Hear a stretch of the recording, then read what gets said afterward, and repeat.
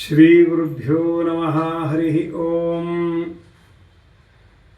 ಅಭ್ರಮಂ ಭಂಗರಹಿತಂ ಅಜಡಂ ವಿಮಲಂ ಸದಾ ಆನಂದತೀರ್ಥಮತುಲಂ ಭಜೆ ತಾಪತ್ರಯಾಪಹಂ. ಸತ್ಯಕಾಮಾರ್ಣವೋದ್ಭೂತಃ ಶ್ರೀಮತ್ಸತ್ಯೇಷ್ಟಸದ್ಗುರುಃ ಸತಾಂ ಚಿಂತಾಮಣಿರಿವ ಚಿಂತಿತಾರ್ಥಪ್ರದೋ ಭುವಿ. ಸತ್ಯಸ್ಯ ವಿಷ್ಣೋರಿಷ್ಟತ್ವಾತ್ ಸತ್ಯಶಾಸ್ತ್ರೇಷ್ಟಕತ್ವತಃ ಸತ್ಯೇಷ್ಟಮಹಂ ವಂದೇ ವಿಷ್ಣೋರಿಷ್ಟತ್ವಸಿದ್ಧಯೇ.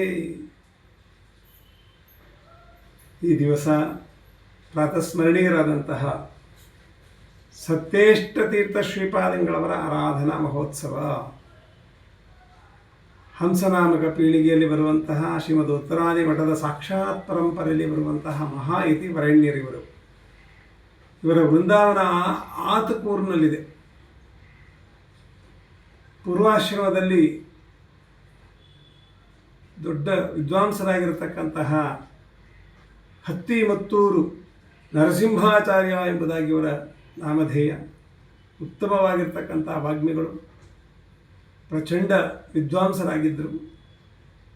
ಸತ್ಯಕಾಮತೀರ್ಥರವರಿಗೆ ಆಶ್ರಮವನ್ನು ಕೊಡ್ತಾರೆ.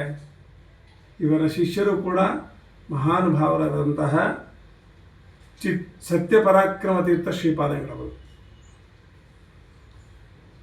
ಚಿಂತಾಮಣಿ ಇವತ್ತಿಗೂ ಕೂಡ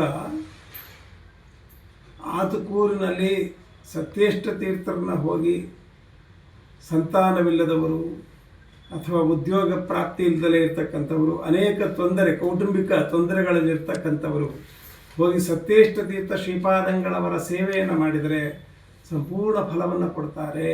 ಅವರಿಗೆ ಉತ್ತಮವಾಗಿರ್ತಕ್ಕಂಥ ಅನುಗ್ರಹವನ್ನು ಮಾಡ್ತಾರೆ. ಮಾಡಿದ್ದು ಬೇಕಾದಷ್ಟು ನಿದರ್ಶನಗಳಿದ್ದಾವೆ ಅಂತ ತಿಳ್ಕೊಳ್ಬೇಕು. ಮತ್ತು ಇನ್ನೊಂದು ವಿಶೇಷತೆ, ಇವರ ವಿಶೇಷತೆಗಳನ್ನು ನೋಡ್ತಾ ಹೋದಾಗ ಒಂದು ನಭೂತೋ ನ ಭವಿಷ್ಯತಿ ಎನ್ನೋ ಹಾಗೆ ಒಂದು ಅವರ ನಿತ್ಯವೂ ಕೂಡ